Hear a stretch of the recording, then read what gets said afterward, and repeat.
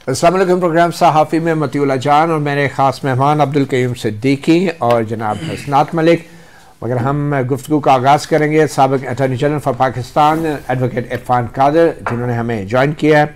मेहमानों का बहुत शुक्रिया। आज हम 4 अहम इशूज़ पे बात कर रहे हैं। कश्मीर पर भारतीय कब्ज़ा और भारतीय सुप्रीम कोर्ट ने मोहर तस्दीक सब्त कर दी है इस भारतीय कब्ज़े के ऊपर, इस पर बात करेंगे। फिर ताहयात नाअहली का मामला आज अचानक ही सुप्रीम कोर्ट में उठ खड़ा हुआ और ये मामला भी अब बाकायदा सुप्रीम कोर्ट के ज़ेर गौर आएगा जनवरी के महीने में। और उसके बाद फ़ौजी अदालतों से मुताल्लिक जो फ़ैसला आया था सुप्रीम कोर्ट का, उसके ऊपर अपीलों की समाअत के लिए, हुकूमती अपीलों की समाअत के लिए भी एक बेंच तश्कील दिया गया। मगर आज जस्टिस एजाजुल हसन का वो ख़त भी मंज़र-ए-आम पे आया, जिसमें उन्होंने जो 3 रुकनी जजों की कमेटी थी जो बेंच बनाने के लिए प्रैक्टिस एंड प्रोसीजर एक्ट के तहत बनाई गई थी, उसकी कार्रवाई पर कुछ सवालात उठाए हैं। फिर आखिर में बात होगी भुट्टो की फांसी के हवाले से। कल सदारती रेफरेंस की बाकायदा समाअत हो रही है, 9 रुकनी बेंच है, चीफ जस्टिस काजी फायद ईसा इसकी सरबराही कर रहे हैं। एक बड़ा ही तारीखी मौका है और बड़ा सवाल यह है कि क्या ये रेफरेंस बराह रास्त नशर किया जाएगा या नहीं। सबसे पहले इरफान कादर साहब, जो भारतीय सुप्रीम कोर्ट ने फैसला दिया है, 5 जजों का फैसला है और इस बेंच के जो सरबराह हैं भारतीय chief justice supreme court DY Chandrachud, ये बड़ी अहम बात है कि इनका पस मंज़र अगर मुख्तसरन हम बता दें कि हम क्योंकि अपने पाकिस्तान के जस्टिस साहिबान और चीफ जस्टिस साहिबान के पस मंज़र भी बखूबी याद रखते हैं, उस पर बात करते हैं, लेकिन कश्मीर के हवाले से जो भारतीय सुप्रीम कोर्ट ने फैसला दिया है वो एक बड़ा ही एक गैर मुतवक्का फैसला है। क्योंकि जब समाअत हो रही थी तो भारतीय जजेस की तरफ से बार बार ये सवाल उठ रहे थे कि अगर एक भारतीय रियासत के साथ जो आइन में तरमीम करके जो आर्टिकल डाला गया था, अगर उसके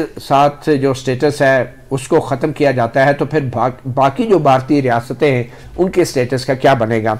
आज का जो फैसला है इसमें भारतीय सुप्रीम कोर्ट ने कहा है कि जम्मू और कश्मीर इंडिया का अटूट अंग है।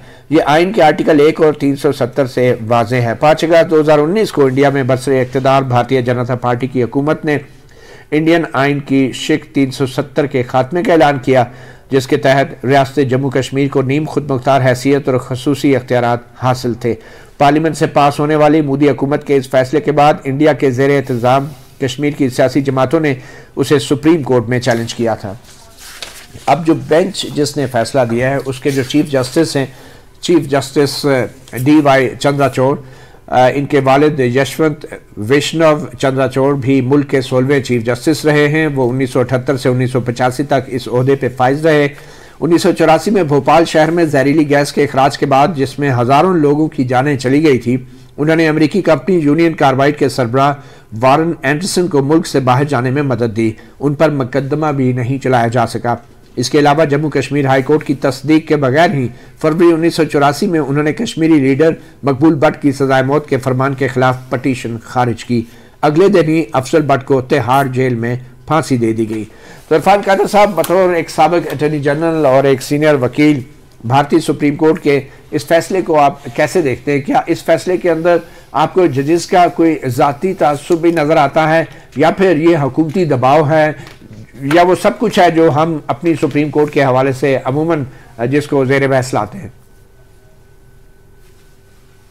देखें, इस केस को जिस तनाज़ुर में इंडियन सुप्रीम कोर्ट में पेश किया गया और जो क्वेश्चन फॉर्म किया गया, वो तो ये किया गया था कि ये पार्लियामान जो है उसने तरमीम कर दी कानून में आर्टिकल 370 में, और उससे कश्मीर का जो एक स्पेशल स्टेटस था उसको ख़त्म कर दिया गया और इसको एक आम तरमीम की तरह समझा गया। दर हकीकत इस तरह है नहीं।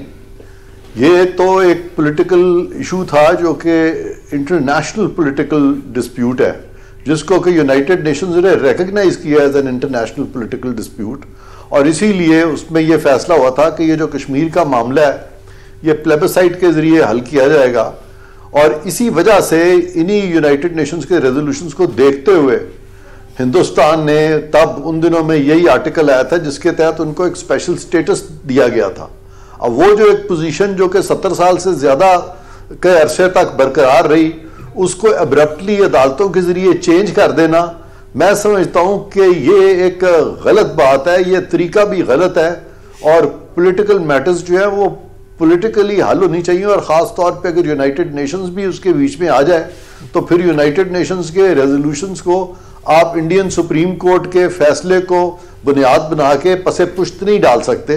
तो मैं इसको इस तरह देखता हूं, मैं समझता हूं कि ये मामला सुप्रीम कोर्ट के करने का था ही नहीं। ये सिंपलिसिटर ये इशू नहीं था इसमें एसेंशली कि तरमीम पार्लियामान कर सकती है कि नहीं कर सकती, इसके पीछे एक हिस्ट्री थी। और चूंकि ये इंडिया का कॉन्स्टिट्यूशन का और इंडिया की जो कॉन्स्टिट्यूशनल पोजीशन है उसका एक बेसिक स्ट्रक्चर का हिस्सा था, और कश्मीर को एक स्पेशल स्टेटस उस बेसिक स्ट्रक्चर के हिस्से के तहत दिया गया था। तो ये मैं समझता हूं कि अदालतों को इस्तेमाल करना या अदालतों को अपने आप को इस तरह के मामलात में पेश करना जिससे कि लगे कि अदालतें अब पॉलिटिकली सेंसिटिव मैटर्स जो कि इंटरनेशनली पॉलिटिकली सेंसिटिव हैं उनमें अदालतें आ रही हैं, ये चीज़ कोई अच्छी चीज़ नहीं है। पाकिस्तान में भी माजी में कुछ फैसले इस किस्म के हुए हैं जहाँ पे कि हमारे जो इंटरनेशनल मुआहदे थे उनमें सुप्रीम कोर्ट ने बीच में आके तो बहुत ये नुकसान किया है मुल्क का। और अब ये जो इंडिया में हुआ है इसकी भी कोई अच्छी यानी पेशरफ्त नहीं है, और इससे कोई अच्छा इंप्रेशन हिंदुस्तान के बारे में इंटरनेशनल कमेटी में जाएगा नहीं। ठीक, इरफान कादर साहब, पाकिस्तान के पास ये मामला आलमी सतह पर ले जाने का क्या कानूनी रास्ता है या ऑप्शन है? क्योंकि ऑब्वियसली आपके कोल ये मुआहदे जो पाकिस्तान के साथ हुए, जैसे शिमला मुआहदा है, अक़वाम मुत्तहिदा की कौमी सलामती की कौंसिल की करारदादें भी हैं, तो क्या कानूनी ऑप्शन है पाकिस्तान के पास? अब कानूनी ऑप्शन यही है कि अब ये मामला जो है ये इनको यूनाइटेड नेशंस की अटेंशन मबज़ूल करानी पड़ेगी और यूनाइटेड नेशंस में लेके जाना पड़ेगा, और वहाँ पे इसको इंटरनेशनल लॉ के तहत इसको प्लीड करना पड़ेगा। और कब ये स्पेशली इस तरफ इन्हिसार होगा कि ये जो रेजोल्यूशंस हुए थे इट्स एन इनडायरेक्ट तरीके से उनको डिफीट करने की कोशिश की गई है, और उन रेजोल्यूशंस को गो के 70 साल का अरसा गुजर चुका है, उससे ज़्यादा ही हो चुके हैं।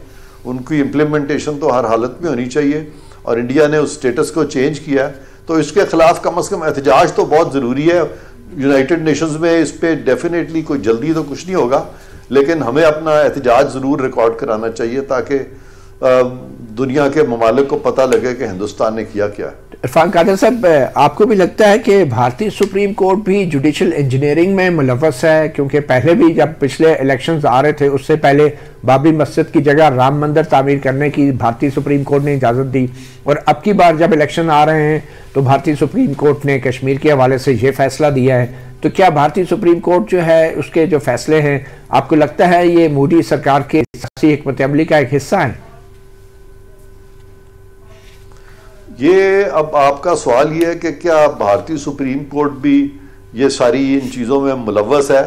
तो मैं ये तो नहीं कहूँगा कि वो मुलव्वस उस तरह से है, लेकिन उनको मुलव्वस कर दिया गया है। और जब मुलव्वस किया जाता है अदालतों को इस तरह के मामलात में जो कि इंटरनेशनली डील होने हैं, जो कि या जिनको के सियासी तौर पर जिनका हल होना चाहिए, अदालतों को खुद ही इज्तनाब करना चाहिए और कोशिश नहीं करनी चाहिए कि अदालतें इस चीज़ में फंस जाएं। और भारतीय सुप्रीम कोर्ट को हम क्या कहें, हमारा तो अपना सुप्रीम कोर्ट बहुत सारे सियासी मामलात में पीछे फंसा रहा है। तो दुनिया में मैं समझता हूँ कि दुनिया के लेवल पे जितने भी ममालिक हैं उनको उनकी जो अदालतें हैं, जो डोमेस्टिक कोर्ट्स हैं वहाँ के, उनको इस तरह के मामलात से बिल्कुल अपने आप को अलहदा रखना चाहिए। ठीक जी, एहसास मलिक साहब, आपके ख्याल में क्या वैसे भारतीय जो मीडिया है, आज हमने कोशिश की भारतीय सहाफ़ियों से रब्ता करने की, उनके कोर्ट रिपोर्टर से भी, तो किसी ने भी इस मामले पे बात करने के लिए हामी नहीं भरी, और बल्कि रब्ता भी उनसे नामुमकिन हो चुका है। तो मीडिया की कैसी कवरेज रही, कैसे देखते हैं इस केस के हवाले से? आपके ख्याल में क्या भारतीय अवाम को या दुनिया को सही तौर पे बताया गया ये मामला है क्या? और अब ये जो फैसला आया है, आपके ख्याल में आप बतौर कोर्ट रिपोर्टर इसको कैसे देख रहे हैं? मेरा ख्याल है कि ये तो जो इंडियन इस चीज़ को कहते थे कि हमारा मुल्क बड़ा सेकुलर है और वहाँ मिनॉरिटीज़ को के राइट को भी बड़ा ओपनली जो है वो माना जाता है। तो जो ये आज जजमेंट है ये तो बीजेपी की फतह है और उनकी आइडियोलॉजी की फतह है। और जो हम देख रहे हैं कि रिसेंट पास में वहाँ सुप्रीम कोर्ट के बारे में होता है कि वहाँ की जो सुप्रीम कोर्ट है वहाँ उस पर गलबा बीजेपी का है, और वो जो है वो उस तरह इंडिपेंडेंटली आप कह सकते हैं, ये नज़रियाती तौर पे वो जजेस जो हैं वो उस साइड में हैं, तो उन जजेस पे और इस वक्त जो इंडियन सुप्रीम कोर्ट है उस पर बड़े सवालात उठ रहे हैं।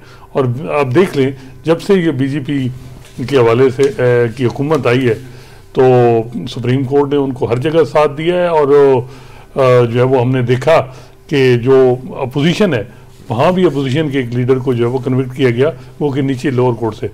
तो ये एक चीज़ है। तो भारतीय मीडिया का किरदार आप कैसे देखते हैं? आप समझते हैं कि इस पे प्रॉपर डिबेट हुई है, मीडिया डिस्कशन हुई है इस इशू के ऊपर? अब्दुल्ला जान साहब, मेरा ख्याल है कि जो हमें इस चीज़ का कहा जाता था ना कि जी हमारा मीडिया जो है वो एस्टेब्लिशमेंट के कंट्रोल में है, अब वो वही जो कुव्वत बीजेपी वो कंट्रोल कर रही है हर चीज़। लेकिन हैरानगी की बात है कि आज सुप्रीम हमारे कोई अटॉर्नी जनरल ऑफिस या लॉ मिनिस्ट्री से कोई रिएक्शन नहीं आया। वज़ारत खारजा की तरफ से कोई रिएक्शन तो आया है? कोई लीगल पॉइंट पे होना चाहिए था। वजह यह है कि ये जो मामला है कश्मीर का है, ये पाकिस्तान के साथ भी जुड़ा हुआ है, ये कोई इंटरनल उनका इशू नहीं है, हमारा भी इसमें इसी तरह इन्वायरमेंट है। अब ये है कि बगैर यही है कि जो ये है कि मियाँ साहब आएंगे और फिर इंडिया के साथ मामलात और नॉर्मलाइजेशन होगी, तो ये है कि कोई ऐसा लग रहा है कि ऐसी चीज़ें जो हैं वो उस तरह रिएक्शन हमारी रियासत की तरफ से नहीं आ रहा जो होना चाहिए। ठीक। अच्छा करीम सिद्दीकी साहब, 2019 की ये बात है जब भारत ने कश्मीर का स्टेटस ख़त्म करके उसको एनेक्स कर लिया था, और ये इमरान खान का दौर था, और चेयरमैन पीटीआई जो थे अमेरिका के दौरे से वापस आके उन्होंने कहा मुझे लगता है मैंने एक और वर्ल्ड कप जीत लिया है, और उसके फ़ौरन बाद में भारत ने कश्मीर पे कब्ज़ा कर लिया था। तो आज ये जो डेवलपमेंट है इसमें कहाँ सियासी तौर पे हमारी कमज़ोरी थी जिसको आपके ख्याल में भारत ने और अब भारतीय सुप्रीम कोर्ट ने एक्सप्लॉइट किया है? मतीउल्लाह जान साहब, कुछ चीज़ें हैं। एक तो ये है कि पहली बात तो ये है कि अगर हम इंसाफ का प्रिंसिपल देखें तो कोई डिस्प्यूटेड मामले के ऊपर दोनों फ्रीकैंड को सुना जाता है और फिर उसके बाद फैसला किया जाता है। कश्मीर इंटरनेशनली एक डिस्प्यूटेड इलाका है जिसके ऊपर पाकिस्तान और इंडिया दोनों क्लेम करते हैं। अब कश्मीर के ऊपर जैसे जूनागढ़ के ऊपर जैसे कब्जा किया गया उसी तरह से एक तो ये बात है। दूसरी बात ये है कि ताकत जो है वो एक ज़ुबान है, और तीसरी बात ये है कि बैनुल अक़वामी सतह पर यूएन की करारदादें आ गई और उसके बाद जो है वो उसके तहत नहीं चल रहा। पाकिस्तान हर फोरम के ऊपर कोई भी हुकूमत हो, इर्रिस्पेक्टिव ऑफ ए की हुकूमत है या बी की हुकूमत है, तो यूएन के अंदर पाकिस्तान का केस जो है वो ये रहा है। बिल्कुल ये बात आपकी दुरुस्त है कि 371 का जो उसको एनेक्स किया गया 370, तो वो उस वक्त इमरान खान साहब की हुकूमत थी, और उसके बाद उन्होंने कहा था कि 12:30 बजे से 12:30 बजे तक धूप में खड़े होकर जुमे के जुमे एहतजाज किया जाएगा। वो भी चंद दिन चला और फिर उसके बाद वो ख़त्म हो गया। लेकिन हमारे यहाँ जो है पाकिस्तान के अंदर मीडिया के हवाले से अगर आप बात कर रहे हैं कि भाई इंडिया के अंदर मीडिया ने इसको किस तरह से लिया, तो इंडियन मीडिया खुद कहता है कि ये मोदी नहीं गोदी मीडिया है, मोदी का गोदी मीडिया है। तो मोदी का गोदी मीडिया है, और अब जो सवाल जिस तरह से वहाँ रखा गया, जाहिर है मैं और आप जो कॉन्स्टिट्यूशन को देखते हैं तो पार्लियामेंट का ही इख्तियार है कि वो आइन के अंदर तरमीम करे या उस तरमीम को निकाल दे। ये तो बड़ा डेमोक्रेटिक लगता है, लेकिन ये वो मामला है नहीं है। ये दो मुल्कों के दरमियान का एक झगड़ा है जिसके अंदर बैनुल, तो इस पे डेफिनेटली जो मेरा नहीं ख्याल है कि अटॉर्नी जनरल ऑफिस या वजारत कानून का रिस्पांस जो है वो कोई इफेक्टिव होता। इसका प्रॉपर फोरम हमारी मिनिस्ट्री ऑफ फॉरेन अफेयर्स ही है जिसने आगे जाके इस मामले को आगे देखना है, अक़वाम मुत्तहिदा में भी उठाना है। बिल्कुल। और इरफान काजी साहब, क्विकली अब इस इंडियन सुप्रीम कोर्ट के जो फैसला है इसके ऊपर नजरसानी की गुंजाइश तो है ना? नजरसानी आपने देख ही लिया है हमारी अदालतों में, उसको जानबूझ के इतना नैरो डाउन कर दिया जाता है कि वो नजरसानी तो मेरा ख्याल है एक फॉर्मेलिटी सी रह गई है बड़े सालों से। पाकिस्तान में तो ये शुक्र है कि एक कानून पीछे आया है जिसमें कि उन्होंने कहा है कि नजरसानी को ज़्यादा मीनिंगफुल बनाया जाए, लेकिन इन मामलात में मेरा नहीं ख्याल कि हिंदुस्तान में कोई ऐसी नजरसानी जो है वो होगी। ठीक, तो बाहर कैफ देखते हैं कि वो इस पे बहरहाल पाकिस्तान के पास बज़ाहिर ऑप्शंस काफ़ी महदूद हैं, और बैनुल-अक़वामी कानूनी जंग जो है उसके लिए ही अब पाकिस्तान कोशिश कर सकता है।